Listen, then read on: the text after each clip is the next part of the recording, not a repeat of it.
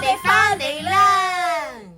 大家好，我係阿婆。大家好，我係叔叔。我我哋返嚟啦！係我哋久違嘅深度遊。係。咁我哋今日有幾深，有幾度，有幾遊啊？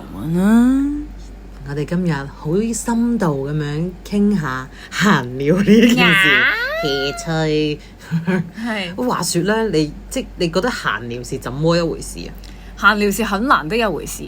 但係你唔覺得閒聊應該係一件好 casual 嘅嘢嚟嘅咩？係。即係普通吹下水咁樣嘛，其實真係。但係你又會諗，我而家講嘅嘢關你咩事啫？即係我即係明唔明啊？我而家同你講，啊今日天氣好似幾好喎，咁關你咩事啊？或者啊，我近排發現咧，覺得自己好似有頭皮，咁又關你咩事啊？咁唔使關事㗎。係，但係你會忍唔住諗呢個問題㗎嘛？我又冇理由講你㗎嘛，我冇理由即係，咦？你要頭皮喎？係有冇理由？阿婆你咪有頭皮啊！哇，好尷尬啊！即刻。咁係。嗱，除非係啲好嘅嘢咯。阿婆你換咗眼鏡啊，好靚啊！咁啊得咯。咁但係唔係每一個人每一日都會換眼鏡㗎嘛？我又冇理由即係我當可能同事咁先，我冇理由每日翻工見到你都。第一件事就係讚美啊你。你咪收咗眉啊，好靚啊！咁好似覺得你呢個人有啲咩事咁。係啦。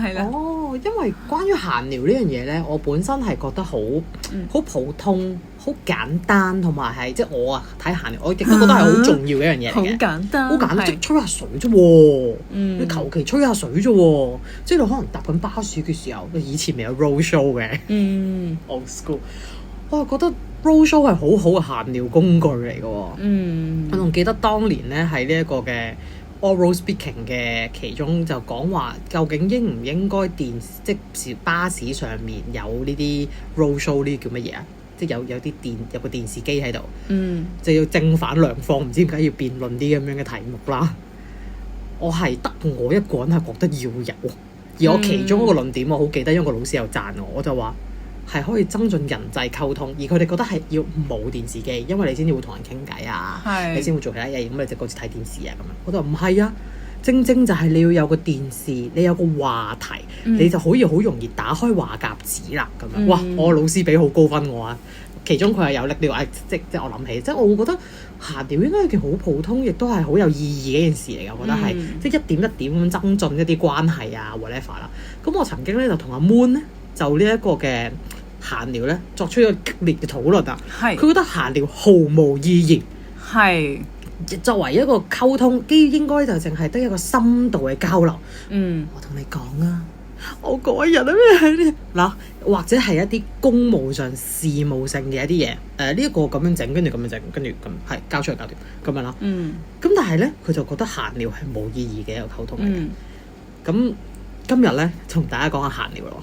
係啊，但係啦，不過事隔多年，好多年前啊，同阿 Moon 傾嘅呢個閒聊呢樣嘢，佢而家同我講話閒聊係一件有意思嘅事嚟嘅，我簡直覺得有一種嗰啲叫咩旗開得勝，唔係嗰啲叫咩？總之我哋就贏咗啦。OK，但其實我哋完全唔係一個 competition 嘅關係啊。咁今日咧，咁我話説有一日翻工，咁啊我就攞咗本書嚟睇喎。嗰本書咧就我翻工攞本書嚟睇，係啦咁樣啦。嗰本書咧叫做《最高閒聊法》，係有個副標題嘅。再尷尬也能聊出花來，一生受用的人際溝通術。咁好勁喎，聽落係嘛？一生受用。嗱，先講先，我個人咧係推薦呢本書嘅。推薦嘅原因咧，除咗佢個內容，我個人覺得係都不錯啦。另外佢睇起上嚟咧，as 一本即係工具書啦咁樣講咧，佢嘅排版係頗不錯噶。同埋佢啲嘢係點講咧？佢嘅小標題同埋佢嘅內容咧都係冇乜太多敘述嘅位置嘅，即係冇得太多多餘嘅嘢，我覺得幾好嘅。佢總結得幾好。咁但係咧，佢就有成，即係其實睇佢目錄已經好好睇嘅，你已經睇晒，即係當係一個總結嚟嘅。但佢目錄咧 total 係有21項啊，定係唔止咧？睇下先。佢嘅目錄係有36項噶。咁但係因為佢有一啲嘅即係 specific 啲嘅位置咁樣，咁啊總括而言咧，佢有7項嘅原則。咁但係咧最緊要就係佢先定義一下閒聊即係咩先。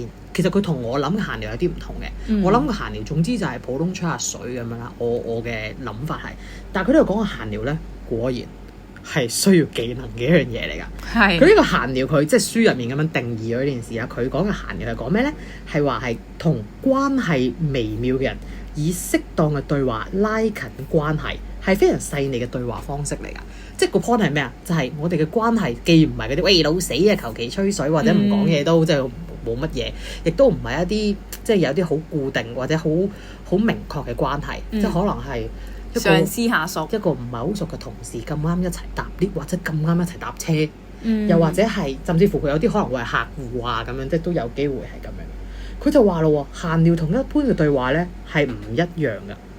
然後你同朋友熟人就可以輕鬆啦，工作場合咁你咪認真咯，嚴肅正經咯咁樣。但係閒聊咧就唔係啦。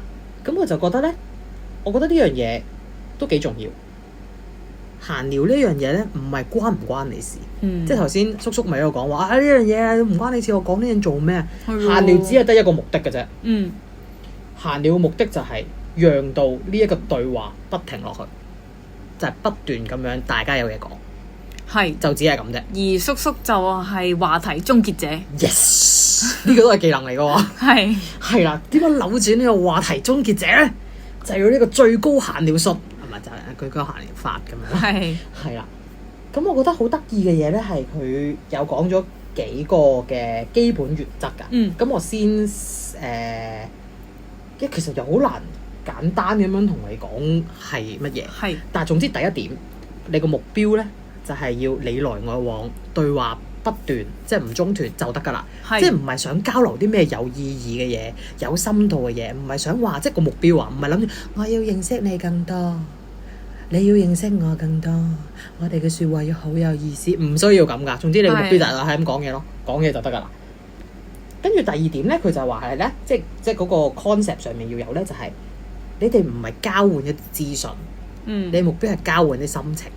交換啲感受，即係講緊嘢嘅時候，譬如話，哇，今日落雨係有個風速咧去到210 km/h 乜嘢，唔係要交換呢啲嘢，而係哇，今日落雨同風速冇啦講嘅，今日落雨係啦，好濕啊，好翳啊，覺得好煩咯，晾衫好麻煩，而唔係講話我教你啊，晾衫可以咁晾，而係交流一啲感受上嘅嘢，咁你就會即係感受你先冇 judgement 噶嘛，同埋就容易有共鳴，同埋你先可以聊得下去啊，我係覺得幾好喎。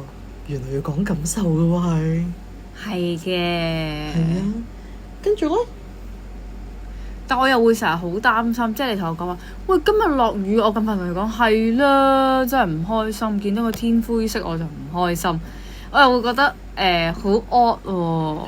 咁今日落雨，咁嗰個人係唔講嘢㗎啦。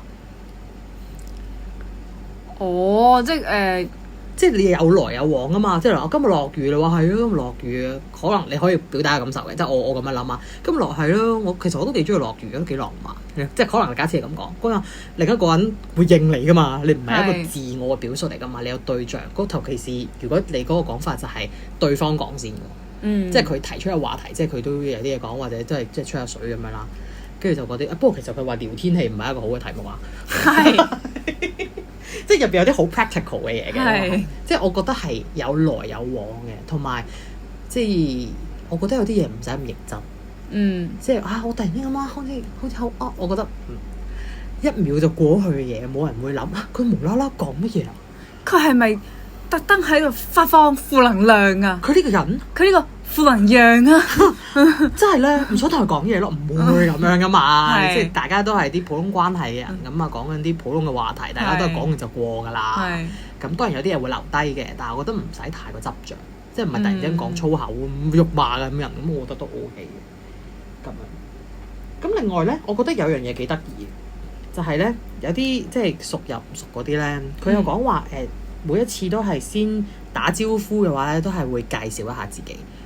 即係我唔知大家有冇呢個問題，因為阿婆咧有少少面盲嘅，有少少面盲嘅，所以咧我其實就唔係好認得人嘅，咁所以咧我都唔預人哋認得我嘅，即係其實人哋可以認得我，但我唔預人哋認得我，咁我就會同人打招呼就，喂 ，hello， 我係阿婆啊，咦你喺度嘅，即係可能即係講一講。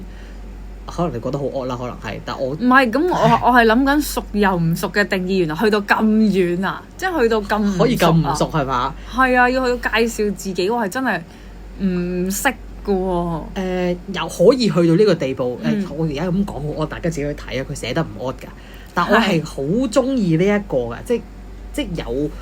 哈基米馬斯特係啦，即係講一講自己，因為人哋就會話應翻你嘅，你明唔明啊？唔知啊，我記得咁講得好奇怪，但係總之人哋會話翻俾你知佢叫咩名，叫咩名咁樣。不過因為咧呢本書其實佢係日本嗰邊，所以佢有啲嗰度文化啦，應該都，所以佢哋打招呼其實佢哋基本上係一定會，即係你就算你熟啲或者就算鄰居，你都會。你好啊，生田太太乜嘢，即係可能都會有呢啲咁樣噶嘛，即係會比較多啲禮貌或者多啲禮儀。我之前見到有個 reels 完全唔關事㗎，係關於有人分享，如果日本人唔記得見到人哋，但係唔記得對方叫咩名，同埋台灣人見到人但係唔記得叫咩名，跟住嗰個日本人咧就諗咗好多點樣處理啊，點樣處理如果唔同佢講就咁同佢打招呼咧，好似唔係幾好，可能人哋會諗好多，咁樣所以咧最後咧咁佢分析咗好耐之後就，所以我諗咧都係我會直接問佢，然後再誠心同佢道歉啦咁樣。跟住然後個台灣人就係如果我唔記得佢個名嘅啫嘛，果然斷係。因為真係有地方文化嗰樣嘢喺度嘅，因為頭嗰幾樣佢都有講話，即係佢會話咩？不要説從初次見面起頭，要從你好起頭。其實呢啲嘢即係對於香港人嚟講，你可能就即係不是咁適用啦咁樣嗰一樣嘢。跟住咧，我覺得呢一樣嘢係我係學到嘢嘅，但係大家要自己睇翻個書嘅仔細內容。佢就話傾偈嘅話題係乜嘢咧？佢就話唔建議用時事新聞。即係反而係一啲好遠大同你嘅關係好遠嘅嘢咧，未必係一個好嘅討論嘅嘢，因為你好容易講完就完咗啦。即係嗰個明星劈腿，劈完係啦，劈腿完咗啦。反而係講一啲關於自己嘅事件經驗，可以好雞毛蒜皮，但係容易啲 relate 到有一樣，例如話可能係weekend 做咩嚟啊？我唔係問你啊，佢直下我 weekend 咧直接開個頭，我 weekend 咧去咗夾公仔啊，我夾咗個 Hello Kitty 啊，幾得意㗎咁樣，即係就會即係就會有啲唔係而家咁聽可能有啲惡嘅，真係好惡，因為不過係一面茫然咁望住我真係。而家咁樣聽係有啲 odd 嘅，即係會覺得呢個閒聊法好似唔係好高嘅，但係我相信係有文化差異同埋個背景冇背景啊嘛，即係你唔會無啦啦突然之間衝過嚟同我講，我琴日去夾公仔噶嘛，一定係咁啱有啲嘢發生，例如就係唔小心你兩個早咗翻工。坐低一齊食早餐，咁大家好靜噶嘛，就啲膠袋聲唰打開，擺低個通粉，篤篤打開揭開個雞扒劈拍，跟住就開始攞早餐，咁咪好惡噶嘛？俾你會講咩啊？咁俾我會講咩啊？我會問下今日咁早嘅咁樣咯，即係先由我哋兩個特別而共同嘅嘢開始。今日咁早嘅，我早咗起我嗰日早成，我可能會直接問我今日咁早嘅咁樣咯。咁睇下佢答我咩啦咁樣。係啊，因為因為 B 女好早醒咗，吵醒咗，我屋企掹得滯咪出嚟咯。OK， 講笑咪。咁如果即係佢咁樣接，咁我就會同佢講話呢樣嘢。係啊，係咪生牙仔啊？咁樣即係就你有乜可以？雖然我完全唔認知啦，咁但係都可以講下咁樣。因為佢有講到話咧，其實即個話題咧係 better 用一啲共同嘅興趣或者事件 ，rather 係一啲共同嘅人。即係你唔好一齊，即係唔好將嗰個對嗰個叫咩説話題變咗做 gossip。自己啲 friend， 就算你真係要傾八卦，你應該八卦啲藝人，即係一啲同你個關係遠啲嘅人。如果係八卦嘅話，即係一個你知呢個關係微妙嘅閒聊啊，呢個係啊，例如翻係啊。咁因為如果唔係就會有啲尷尬，好容易係，即係本身你又唔知，可能同個人嘅 friend 去打 band 咁，哇 friend 個打 band 嘅時候咁樣，咁所以就話呢啲揾共同嘅興趣、共同嘅一啲事件嘅嘢嚟啊！喺我小時候嘅年代係比較興問星座。你咩星座啊？係啊，佢哋你咩？哎呀，我都係啊！可能我哋唔夾喎咁樣。OK， 我由細個到而家我都係唔 friend 咯呢件事。係而家啲人通常會問 MBTI 咯。哦，都係，就揾共同嘅話題咯，咁樣。咁但係咧，我覺得有少少，即係有少少做作或者點咧？which 我係覺得 OK 㗎。我個人立場，我覺得大家開心傾個偈啫。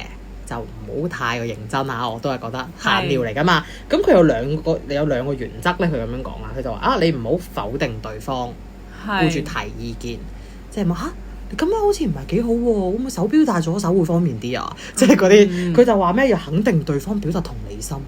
係咁樣，即係但係右邊原來方便啲左手，原來咁啊，好撳好多喎咁樣。即係咪你都係會係一個正面嘅回應，你就可以繼續到呢一個閒聊啦。你要記得。個目標只係得一個啫，你嘅 conversation 唔好斷，一路講嘢講落去啫。你目標只係得咁嘅，同埋佢係會話好難啊！呢個但對我嚟講真係，即係唔提意見呢件事。唔係啊，即係好難認同咗之後，跟住再繼續。咁起碼唔好否定對方。你認同係係啊。如果你唔提意見嘅話，咁你點樣再擴張落去咧？但係佢會有呢個咩嘅喎？佢會有呢個其中另一個就會係你可以有誇張嘅反應與對方同歡。咁但係如果假設話右手戴手錶呢件事，係日本妹係點解佢話7大原則嘅？佢唔止7條嘅，係咪有7.1、7.2、7.3咁樣啊？啱咗啊，叔叔。係嗱，首先咧話阿婆揭錯頁啦，但係唔緊要噶。但係頭先叔叔嗰個嗰個係其中一個 point 嚟噶，因為佢其中一個規則咧就係有呢個誇張嘅反應啦，咁樣。即係佢意思係你唔使特登去問好多嘢去延伸個話題，有啲時候你係俾反應就 OK 啦。我知。係咁樣用噶。有時你真係諗唔到點答嘅，真心咩？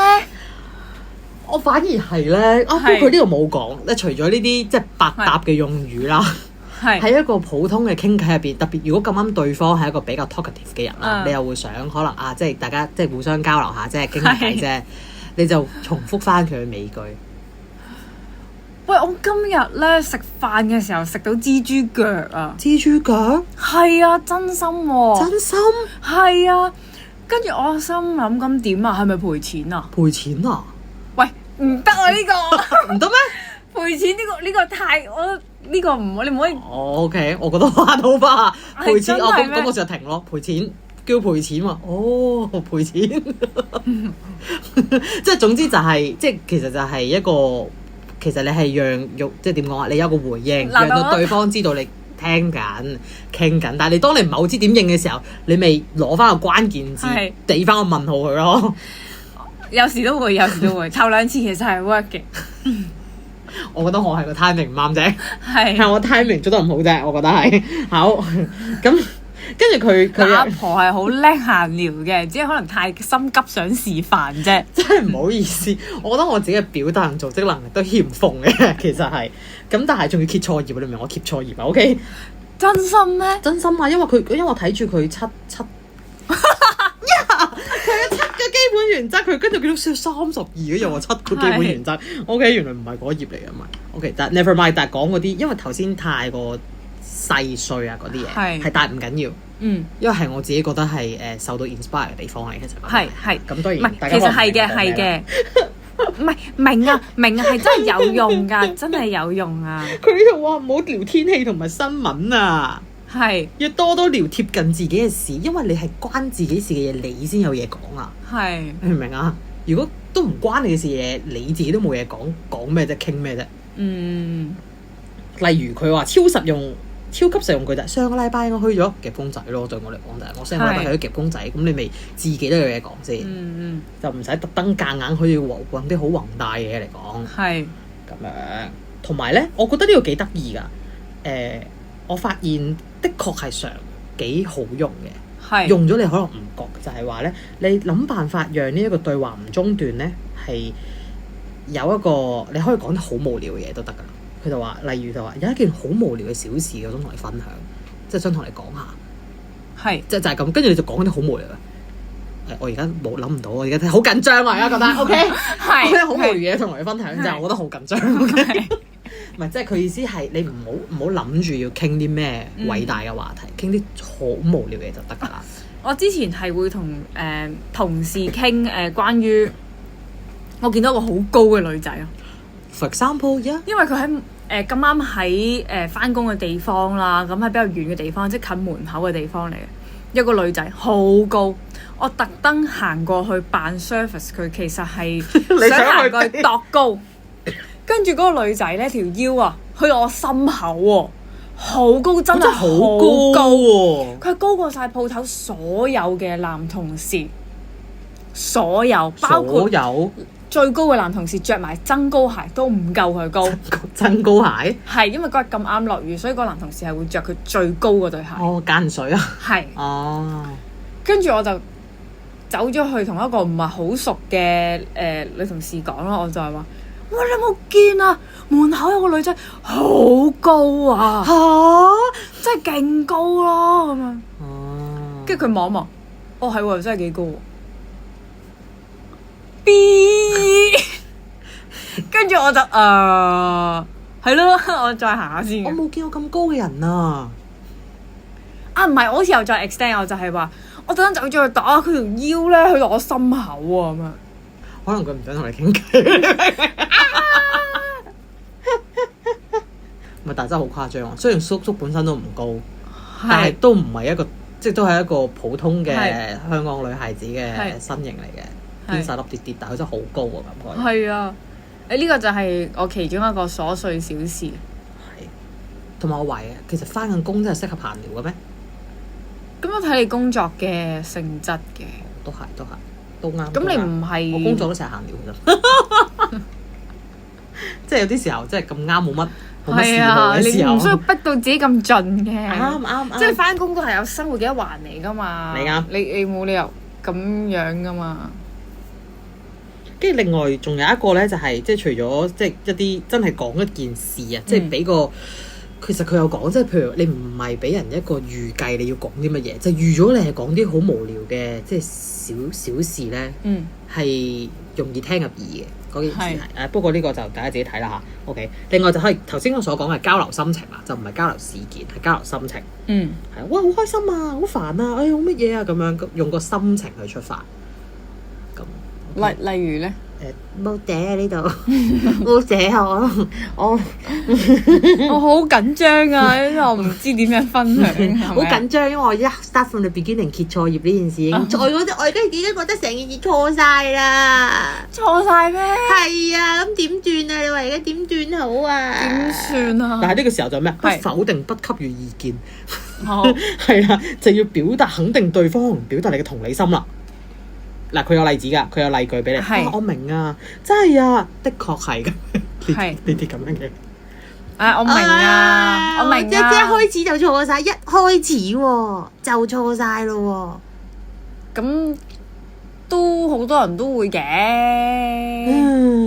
好難講，我明喎呢個。一開始就錯，你表達咗一個心情。我而家覺得好沮喪啊！我明啊。如果嗱，佢又講啦，佢又講到啦，當對話中斷嘅時候，翻到去同自己有關嘅話題，即係有啲時候你真係會 end 咗個 topic 噶嘛。佢就話係啦，唔好急住要係咁換話題，你可以翻去自己。做咩搣爛我公仔？我冇啊！搣爛咗我個公仔啊！OK，即係例如話我最近有好中意做一樣嘢，可能就係分享下你最近你自己做緊嘅事。哇！我最近去咗睇 Epic High 演唱會啊，好正啊！佢其中一個有講話去即係參加可能一啲唔同嘅活動啊咁樣，咁你就可以分享下咁啦。跟住人哋會應，其實人哋係會應你㗎，你明唔明啊？你明唔明啊？係唔會坐喺度。唔係，所以個咪就係閒聊難嘅地方啦，對於叔叔嚟講。唔係，咁我 expect 你會講多啲㗎嘛，好正啊！咁跟住咧，跟住我就會即係我。其實冇錯啦，就係會繼續講落去嘅。尤其是如果你本身嗰個人選擇即係自己嘛，我咪而家就係我見到個對方係 O 咗嘴咁望住我嘅時候，我同佢講咩？因為佢個現場氣氛真係好好啊！係啊，所有人係好熱情，基本上冇乜人攞電話錄影㗎。因為而家我覺得比較少見到 live performance 或者喺演唱會咧係冇乜人錄影㗎。我睇場次喎，有啲好似啲人話咧，日本嗰邊咧會少啲嘅喎。我覺得原來冇用電話呢，因為我之前平時會㗎，係真係會投入好多嘅喎。咁跟住咧，跟住同埋咧，其實去完之後原來好攰嘅喎。係好遠啊！因為係咁跳好攰啊。哦。係啊，跟住你又即係因為好投入，因為音樂對佢哋係唱 hip hop 嘅，咪係咁樣。哦。我以為係 K-pop 添。佢哋話自己 K-pop，但係其實佢哋 hip hop。跟住記得佢又上過人哋啲節目喺度講笑啊。係啦，就係咁啦。呢個係閒聊定監聊啊？監聊啊！監聊啊！監聊示範。唔緊要啊，監聊我不停咁中斷係 OK， 就係咁啦。佢話喺恰到地方嘅好處就可以結束啦，即係唔係一定要無聊期咁樣傾落去㗎。覺得差唔多夠鐘咧，就收檔啦。好啊。唔係我真係可以實戰㗎，嚟啊阿婆！我唔想同你傾偈啊，而家。點解啊？唔使同你傾偈啊，因為而家冇嘢可以講啊。所以我咪覺得閒聊係真係好難嘅一件事咯。所以我先覺得佢最高閒聊法。所以我覺得大家首先可以去書店揾呢本書。然後咧，因為佢一打開咧，拉開有張類似小 poster 東西，佢就寫咗個7大原則，即係你冇揭錯頁，你就會見得正確個7大原則，而唔係個32項。OK。然後你可以望一望先，因為我覺得佢排版真係都睇得幾舒服嘅。咁樣咁你就可以睇下自己睇唔睇得落眼。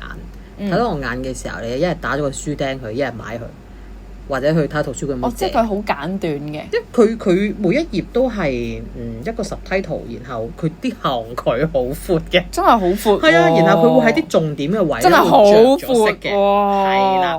同埋我覺得佢唔係好冗長咯，係因為同期咧，我睇另一本書就係講關於點樣寫一個嗰啲 social media 嘅 post， 係講你嘅即係推坑。哇！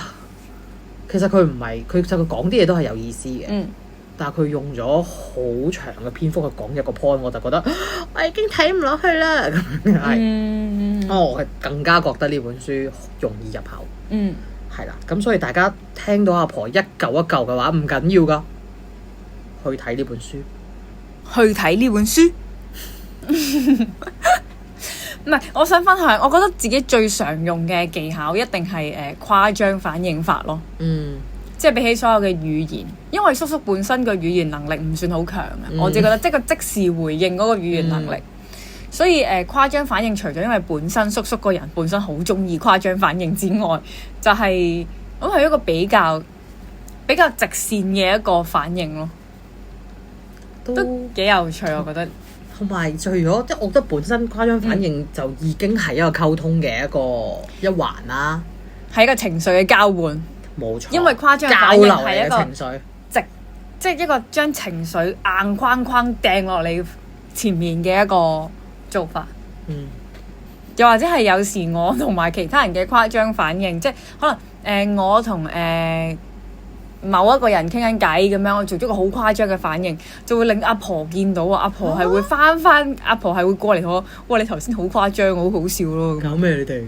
係啦，跟住又再講下，我冇啊！頭先同阿 Tommy 仔傾，佢話佢今朝咧食蛇喎。晨早流食蛇？係啊，佢話咧未食5月粽寒衣米入籠。唔拉更嘅喎。即係咁。否定我，你做咩否定我？唔好意思，唔好意思。原來係咁。係啊，所以就即係驅寒咯。係時候驅寒咯，的確。準備下都完啦。咁就，所以就明仔就問你食唔食蛇咯。哦，我唔食蛇啦，我驚蛇㗎。自從踩過蛇之後，我都唔夠膽。你知唔知啊？我咧嗱，就我繼續落去啦，係咪啊？落去，哇，好叻啊，阿婆！即係咁啦。我哋鑑聊咗30分鐘，唔係嘅，但唔係我係覺得真係。因為你總係有試過成功閒聊，其實係好開心嘅一件事嚟嘅，成功閒聊。但係當然你某些時候佢會自然完結成為一個好 odd 嘅嘢啦，監聊啦。咁但係當你成功閒聊，其實係開心嘅。咁而我覺得呢一個分享，就算即係阿婆覺得尷唔尷尬都好啦。嗱，尷尬指數大概有99% 度啦，係仲有嗰1%，係我用嗰1% 嚟頂住個皮就 OK 㗎啦。係啦，面皮呢家嘢真係。但係。叔叔係有覺得，即係其實阿婆去 point out 嗰啲 point 咧，係真係會令我回想起一啲即係所謂成功嘅閒聊嘅 moment，嗰啲位係喺邊一度咯。而其實的而且確成功即係閒聊，其實對叔叔嚟講真係好難。但係當成功閒聊嘅時候，其實係好愉快嘅一件事。原來係無無聊聊就過咗15分鐘咁樣，跟住你又出去做下嘢，跟住然之後翻嚟又15分鐘啊，跟住可能來回幾次，放工咁樣，咁就好開心㗎啦嗰日，係啊，係啦，咁所以其實閒聊啊，真係的而且確誠如阿婆所說，真係好重要而好有意思嘅一環。尤其是喺當中入邊，其實多少都會透露咗一啲有趣嘅關於自身或者關於環境嘅一啲嘢，係唔係一啲冇意義嘅音節咯？係啊，同埋我係相信聚沙成塔噶嘛，集腋就成裘啦，關係都可以細水長流一點點咁樣磨翻嚟噶嘛。唔係即係我唔係話一定要好攻心計咁樣要做啲乜嘢，只不過係姐姐，只不過係就希望大家都可以被受到寵幸，打斷我思路豈有此理啦，係啦咁樣啦。咁啊，總之就話，雖然咧我必須要承認，我覺得我今次分享咧都頗多嘅不足嘅，但係都係推薦大家可以去睇一睇。最高閒聊花，再尷尬也能聊出來 ，OK？ 一生受用的人際溝通術，今日嚟到呢度啦，拜拜。